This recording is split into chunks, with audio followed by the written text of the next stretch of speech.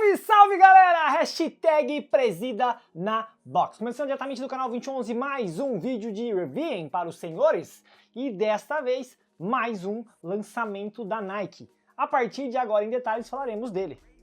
Nike Zoom Freak 5. Meus queridos, meu nome é Jaime, tenho conhecido como Presida aqui do canal 2011 e o que eu vou estar fazendo para vocês aqui agora é uma revisão ou um reviewing deste modelo que eu estive usando nas últimas semanas.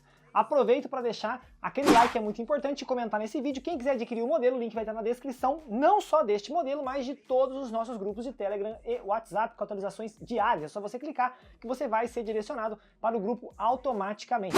Galera, e como eu gosto sempre de fazer aqui, eu já vou fazer um reviewing do 5, mas logicamente já vou fazer um paralelo com a quarta versão que tá aqui. Vocês não reparem muito, tá muito sujo o tênis, tá bem sujo porque eu acabei usando o tênis bastante. Então assim, vai ser aquele reviewing já mesclando com um maravilhoso comparativo aqui da quarta versão, para vocês não ficarem com nenhuma dúvida entre os dois modelos. Bom, como sempre, vamos começar falando da parte de tração, e eu vou mostrar o solado aqui do Zoom Freak 5, para vocês terem uma noção de como é que ele é. Né? Ele tem um padrão multidirecional, aqui na ponta do pé ele tem a letra A ou o logo do Freak desenhado na frente, e aqui no calcanhar ele forma uma espécie de triângulo. Não deixa de ser um padrão multidirecional um pouco diferente, mas é um padrão multidirecional. Essa tração aqui não tenho o que reclamar, realmente muito tranquila, deu para usar na quadra fechada, lisinha, não tive problemas. Como esse padrão aqui é um padrão translúcido, transparente, eu acho que no piso mais áspero não vai ter uma boa durabilidade. Os outros modelos com a sola sem ser transparente, eu creio que podem ter uma maior durabilidade. Não sei confirmar isso para vocês porque eu não peguei outro tênis com a sola inteira, certo? Mas assim, a borracha translúcida é um pouco mais macia, mas creio que mesmo o outro solado, por melhor, por mais firme que a borracha seja, eu acho que não vai ser assim extremamente duradouro. Não é um tênis com essa característica, ele não está voltado para isso. Vou mostrar aqui o solado do 4 para vocês verem, também aqui um padrão que lembra mais um coral, aqui na quarta versão. Pode ver que esse tênis eu usei bastante, eu usei muito ele, não para o esporte, não para o basquete, eu acabei usando mais no casual, porque é um tênis bem leve e eu gostei bastante de poder usar ele no casual, por isso que tá bem sujo assim. Então assim, a durabilidade foi bacana, não é um solado transparente, é um solado normal, a durabilidade foi muito boa. Na quadra funciona tão bem quanto o 5, pude colocar os dois pés. Lá no @2011 eu vou soltar um vídeo mostrando as duas trações, então segue lá também, @2011, que vai ter um vídeo muito legal mostrando a parte de tração dos dois modelos lá na prática, certo? O que eu posso falar das duas versões do tênis aqui? Tranquilamente você vai poder usar numa quadra mais lisa, funciona, você não vai ter problema.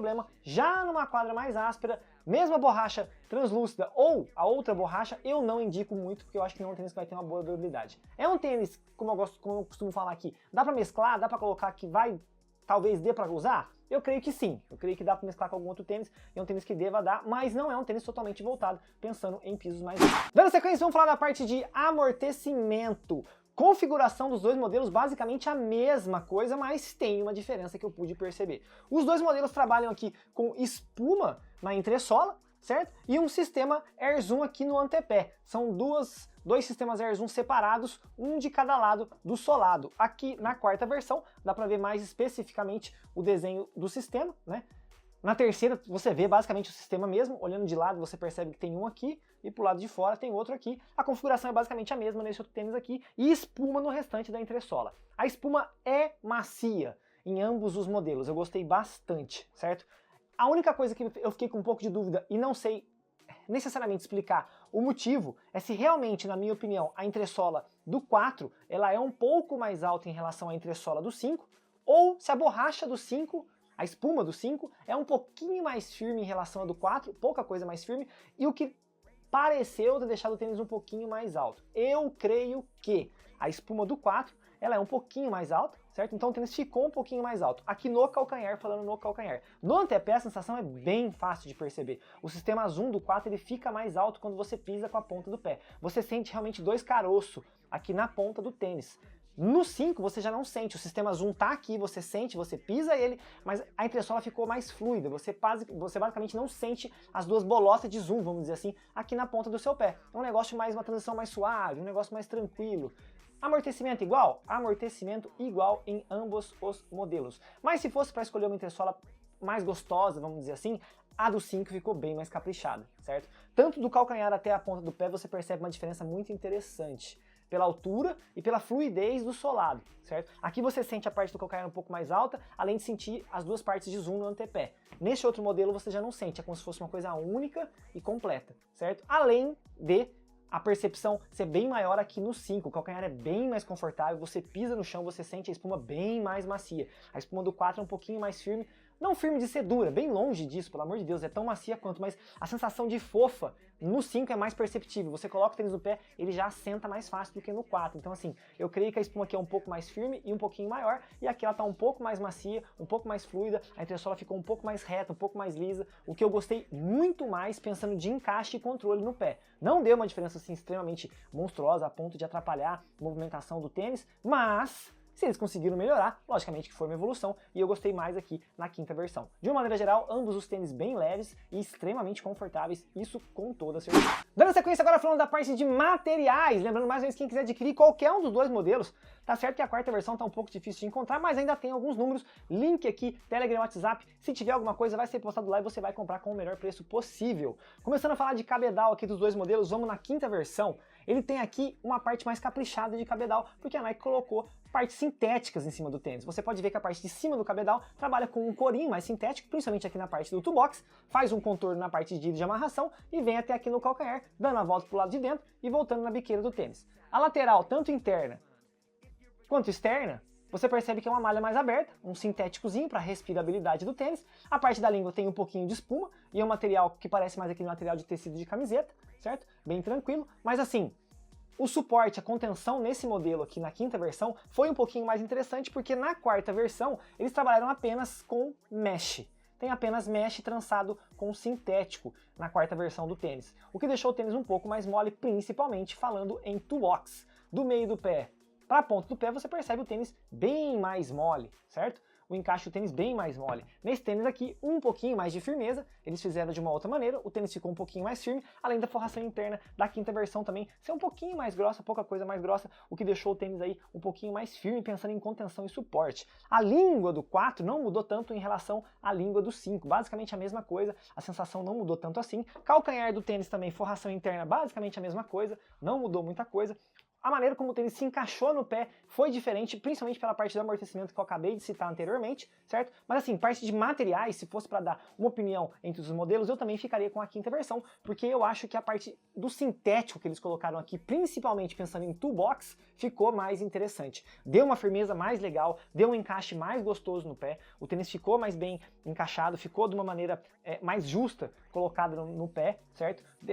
Evitou alguns movimentos pequenos que a versão 4 tinha. Então assim, muito interessante, é uma evolução bacana, que eu achei que não fosse dar uma diferença tão grande assim na hora que eu calçasse o tênis no pé, mas junto com a parte de amortecimento também foi uma diferença bem perceptível na parte de materiais. De maneira nenhuma eu vou falar que a quarta versão ficou ruim ou que os materiais não funcionavam, não é isso, mas também houve uma evolução de um modelo para o outro, então assim, logicamente se houve uma evolução e eu gostei, eu ficaria mais com a quinta versão, certo? Ambos os modelos são muito bonitos, mas se tivesse que escolher, eu acho que a quinta versão ficou mais bacana. Eu gostei mais da quinta versão do tênis. Enfim, tudo funcionalzinho, tudo bacaninha, tudo muito legal aqui, tanto na quarta versão quanto na quinta versão. Bacana, funcionou, né? O tênis teve uma evolução legal. E assim, parte de materiais, show de bola. E eu falei tanto de peso, vamos pesar o tênis, tamanho 42 aqui nos dois modelos, o Zoom Freak 5, certo? 376 gramas, olha o que eu falei, o tênis é bem leve. E vamos aqui no Zoom Freak 4, também tamanho 42, 374 gramas, basicamente o mesmo peso,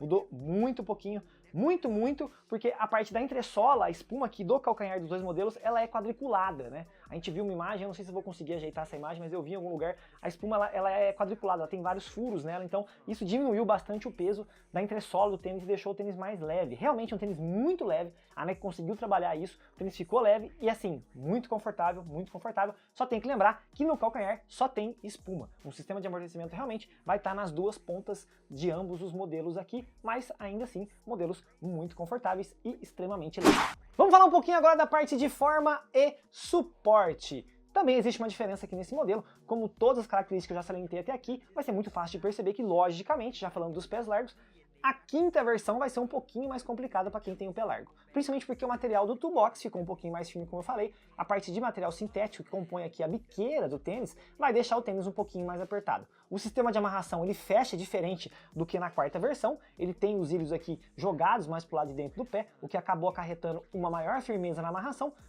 Mas por outro lado, quem tem o pé mais largo, principalmente do meio do pé para frente, pode ter um pouquinho de problema nesse tênis aqui. Então eu já indico uma numeração a mais. Eu acho que vai ser interessante você colocar um número a mais. Pode ser que aperte um pouquinho, certo? Mas eu acho que é interessante você pegar um número a mais. Assim como também na quarta versão, eu devo ter indicado para colocar um número a mais, porque provavelmente a ponta do tênis não é assim tão larga, certo?